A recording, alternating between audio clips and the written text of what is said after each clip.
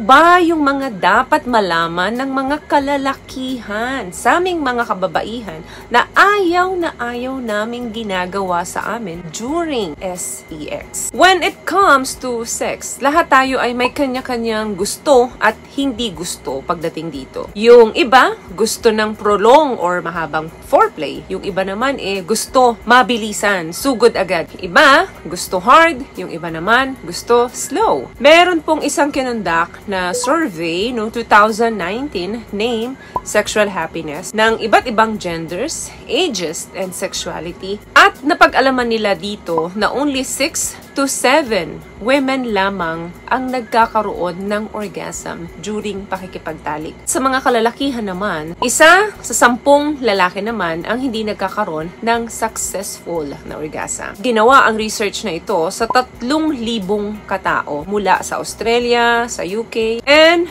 US. So, overall po, napag-alaman ng mga researchers na ito para magkaroon ng happy life, kinakailangan na masaya din ang kanilang sex life. Napag-alaman din dito kung ano yung pinakaayaw ng mga kababaihan na ginagawa sa kanila ng mga kalalakihan during pakikipagtalik. Number 1 dyan, yung hindi enough na foreplay. Kapag hindi mo na ibigay yung enough na foreplay doon sa babae, of course, mauuwi sa disappointment yan. Kasi, ang mahabang foreplay ay parang appetizer yan bago kayo doon mapunta sa main course. So, kinakailangan na mag-invest ka ng enough na time and energy dito sa foreplay para magkaroon kayo ng pleasurable na pagtatalik. Number 2, yung paulit-ulit mo siyang tinatanong na, babe, nakatapos ka na ba? Repeatedly. Of course, pag nagmamahal ka, gusto mo talaga siya muna yung masaya. Siya muna yung makatapos bago ikaw. Normal lang naman na magtanong. Pero yung paulit-ulit mong tinatanong ito sa kanya, of course, madidisappoint ang babae. Baka kahit na hindi pa siya tapos, sabihin niya na lang sa'yo na, oo,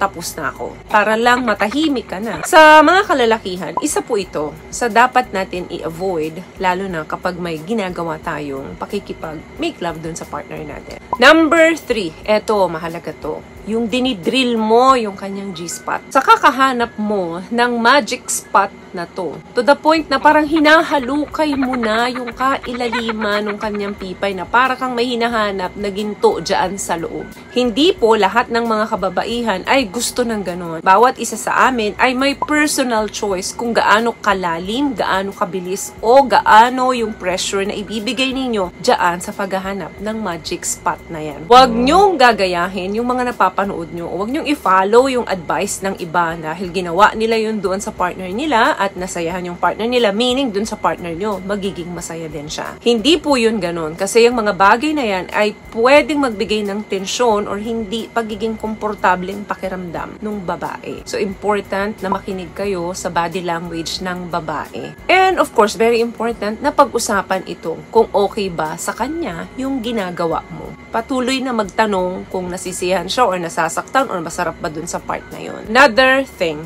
yung tinatrato mo yung vulva ng babae na parang unexplored land. Yung vulva po, yan yung labas ng vagina. Yung vagina po kasi, yan yung nasa loob. Yung pakiramdam mo na hindi siya nag-wet. So, ang gagawin mo, duduraan mo ngayon yung kanyang vulva para lang magbasa. So, trabahuin mo yan. Kung hindi pa sapat yung foreplay ng babae, hindi pa talaga magbabasa yan. Huwag mong i-shortcut dahil dudura-duraan mo para lang mabasayan. What I love about this product, itong No More Dark Secret ng K-Skin, bukod sa may advanced whitening na siya na kung saan pwede niyang matulungan na pumuti yung mga singit-singit mo, moisturizing, meron siyang anti-irritation, antibacterial, maintain healthy pH level. Hindi lang pambabae, meron din po tayong pang-lalaki. Hindi lang masabi ng mga babae yan na ayaw nila na ginagawa sa kanila yan. Siyempre, nahihiya din kami kasi baka ma-offend kayo. Huwag niyong dumihan yung cookie namin. Trabahuin niyo yan para si cookie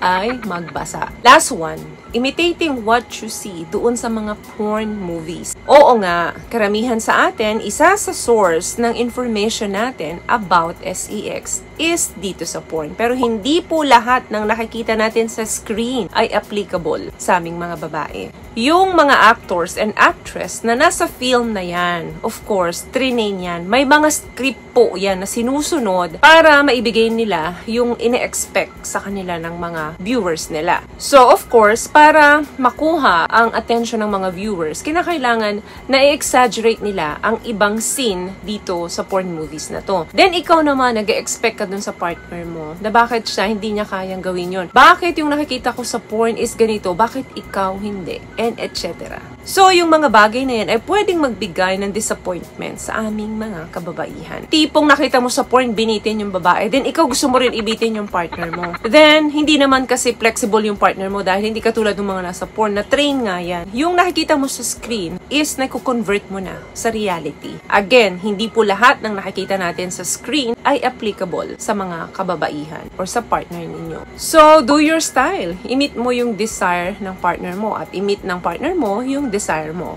Always listen to her. Pakinggan mo siya kung ano yung gusto niyang speed, kung ano yung gusto niyang motion, kung ano yung gusto niyang pressure, kailangan nirespeto mo yun para mas mapadali yung trabaho mo. Take it slow and be attentive. So yun lamang guys ang video natin for today. I hope may naibigay po akong tips sa inyo. At kung nagustuhan niyo po ang video nito, please give it a thumbs up, comment down below, and also share this video na rin po sa mga kaibigan na sa tingin yung matutulungan ng video natin.